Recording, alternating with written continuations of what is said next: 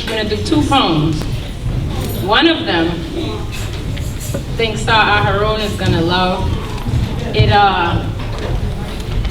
tied in perfectly with his message. But before I get into it, I want to ask the parents in the room a question. And that is, have you ever made a choice or done anything that had a negative impact on their lives, and you looked at their faces and you saw it? You saw the hurt that they felt. Or, sometimes the choices we make, it changes the energy in the home. And they may not know what's going on, but they feel the energy change, that shift. Well, that's where this poem comes from. It's a dedication to my Yeladim, El Safan and Yatsivia.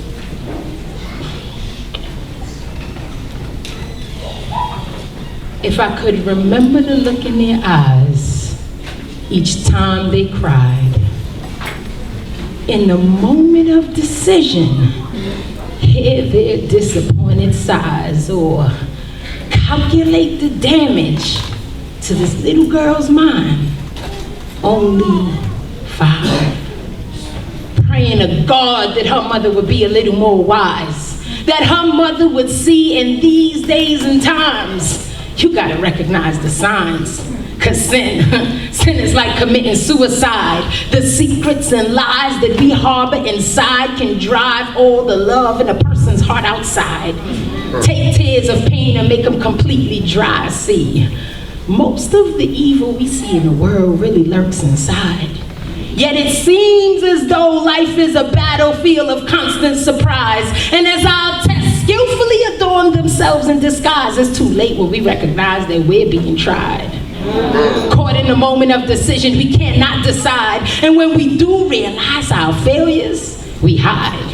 But see, our conscience we can't deny. When conscience is lost, our souls can't survive. But if we could remember the look in their eyes each time they cried, in the moment of decision, hear their disappointed sighs, or calculate the damage to these little kids' minds. Only 5. Perhaps we could make this our drive and not deny that this poem applies to us. And if you think this poem is about condemnation, you missed the bus. It's for you and I both to take a look inside and say what's wrong with us. It's for us to remember that there's a perfect supreme creator and we're only dust. And yeah, flesh is weak and things get rough, but this flesh doesn't mean we can't be strong enough. Even in the roughest of rough, that we can't dig deep and love God enough.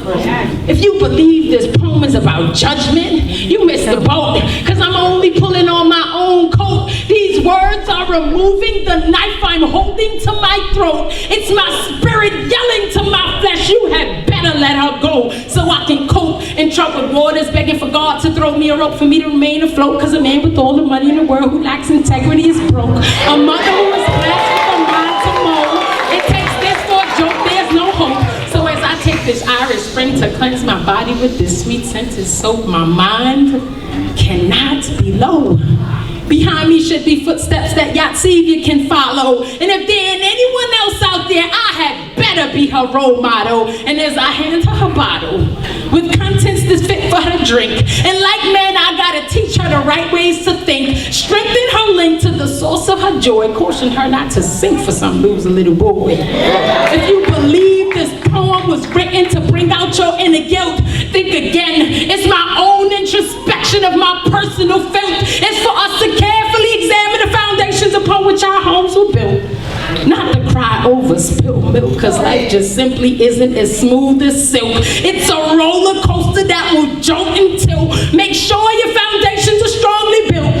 And when those waves of trouble come rushing, I hope your home ain't built on stilts, because one too many mistakes can get you killed. But if we could remember the look in their eyes each time they cried, in the moment of decision, hear their disappointed sighs, or calculate the damage to these little kids' minds. Only 5. We see that there are valuable reasons for us to be alive. Personally, with 2 little kids to guide, I I think I'm gonna make them my drive.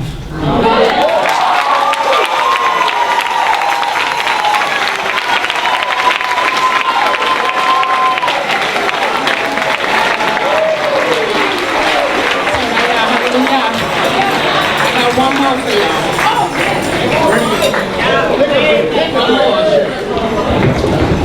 We're talking about having listening to different things. This is righteous and divine entertainment for the glorification of Yah. Amen. This is our alternative to Nicki Minaj. That's right. All right. Now this one is just for something for us to think about, how we treat each other. And it closes in a way that doesn't do justice to everything, because it only looks to the male side.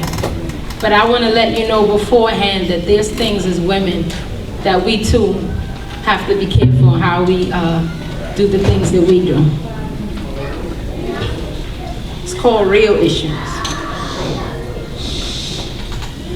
I wanted to write a poem about real issues. You mean these presidents are launching real missiles, giving real pistols to young men in the name of war, half of whom don't even know what they're fighting for, a country that wouldn't even let your grandfather stand in the same line as them before. But now they want our sons to be aligned for war. No! How about we spend time on getting our pride restored? Award us for that! I keep rehearsing in my mind how that would sound. Let me play it back. Sergeant Dennis Black has returned from Iraq and is being awarded for his outstanding ability to remain attached to his history, his roots, the truth, though being attacked and scrutinized for racial segregation by those who most certainly lack conscience. Bringing up such ridiculous nonsense. Award Sergeant Dennis Black for returning from Iraq and returning home to a war simply because he just didn't connect to what he was fighting for, and doesn't want us to continue to lose more of our husbands, brothers, fathers, making martyrs of 20-year-old men fighting to defend a country that wouldn't even befriend and only recognized our grandfathers as 2/3 of men. And what about Sergeant David Polymore? In my dreams, I saw him being awarded for reassuring his children that never again would he miss another birthday or poetry recital. He swore on the Bible that no army title was more important than his baby girl's bridal gown or the frowns on his family's faces. You see, these are the nations. They understand that geography doesn't determine nationality. Let's think about this for a minute and see where it leads.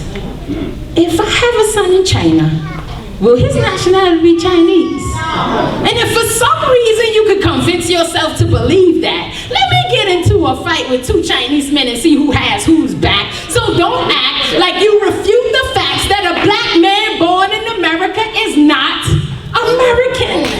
And if he is, then why are others treated better than us?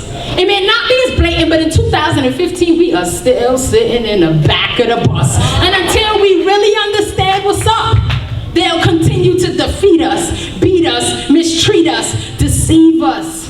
When innocent black young men are proven guilty right in front of our eyes. When our teenage sons are shot down in cold blood time after time, and stand your ground legislation is used as a disguise, when jurists can see guilty policemen as innocent guys. If this hasn't touched you yet, you're blind. Let me dig a little deeper in your mind. Then why can some of you men understand these lies? Yet you commit even more gruesome crimes, so slick, so sly, seducing our women to get between their thighs. If men don't show more love for our women, how can our nation ever rise?